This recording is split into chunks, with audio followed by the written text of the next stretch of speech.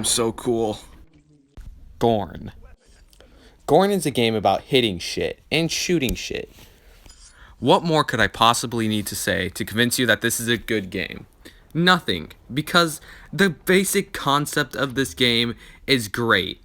It is a gladiatorial fighting simulator, except it's not really a simulator because all of the wacky physics make it not a simulator. But because it's not a physics-based game, it makes it so much better because it's not focused on the physics. So it can make all this different wacky stuff, whereas a game like Boneworks can't because it's all physics-based. Now don't get me wrong, Boneworks is a great game and looks like a great game, and I would definitely play it if it was on Oculus, but sadly it is not. But I'm getting off track. Basically, because this game doesn't have good physics, it makes the game better. Now, I know that doesn't make sense, but when you can twist off the head of a person with Wolverine claws after tearing out their heart, I think that's what a basis for a good gladiatorial simulator can be. I mean, there is nothing more satisfying than ripping the head off of a fellow human being. Well, not a real one, but it might as well be, because it feels way too good to hit crap in this game. The one downside to this game that there is that it makes you a fucking psychopath. I mean, look at me. I am just beating the shit out of these people, and I feel nothing. I feel nothing for destroying that man's corpse. This is going to make me a real life psychopath. I am going to see like a twig in the street and think, this would be good for beating people to death with. Back to the gameplay. There is a wide variety of weapons to use, spanning from bows to shields with knives on them to regular swords and maces. Now, although this may not seem like a lot at first, you slowly begin to realize that each weapon has their own properties that make it fun in their own way. Like the hammer, not really great for dealing damage, but can beat the crap out of them and send them flying if hit at the right angle. Or there's one of my personal favorites, the bow. Now, although you can't chuck the arrows at people and kill them that way, it is very fun to draw back the bow and get that satisfying kill by shooting him straight through the eye.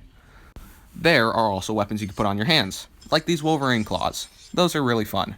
Very easy to kill people with because they're basically just 4 blades that you can stick into people and rip their heads off. Also slice them in half.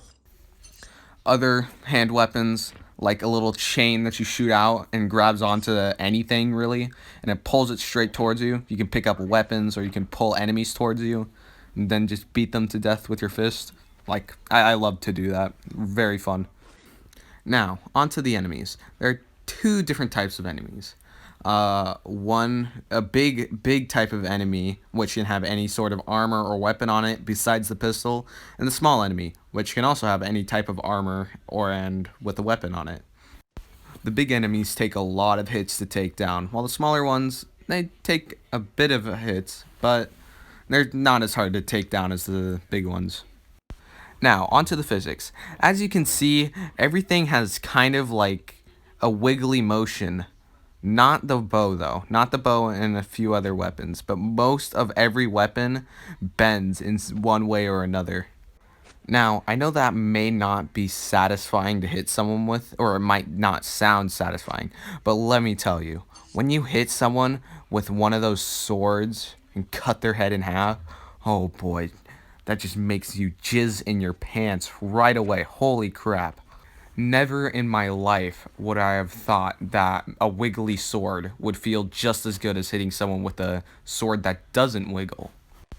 Now, onto customization. You can make yourself small or big. You can make enemies take more damage or have more knockback so that when you hit them, they get sent flying into the stratosphere.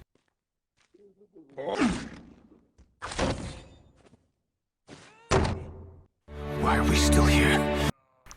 So, the game is fully customizable. Gravity, everything, that. But there is one more part to this game, and that is the campaign. Yes, there is a campaign in this game, and I know most of you have played at the malls, probably don't know that this exists.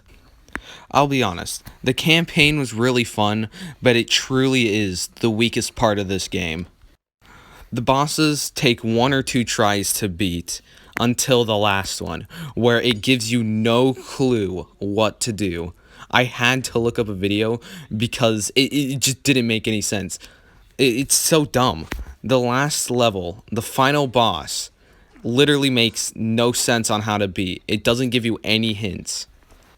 Now, I'm not going to spoil the end for you, because if you're ever gonna play this game, which I don't know if you guys are, but just in case, I don't want to spoil it for you, since it feels so good to beat that final boss. It truly is just immediate euphoria. And that truly is the one good part from the campaign. The euphoria you get for beating it. And now you don't feel like you have to beat the campaign before playing the dungeon or the endless mode. And that's pretty much it. There's not much to this game, but it certainly does feel like a lot when you play it, because there's just so much crazy stuff you can do. In theory, it doesn't sound like a lot, but there is a lot. One of the best games, if not the best game I've played this year. これからも一つアドバイスしてやる。楽しむのが目的ならそれ以上強くならない方がいいぜ。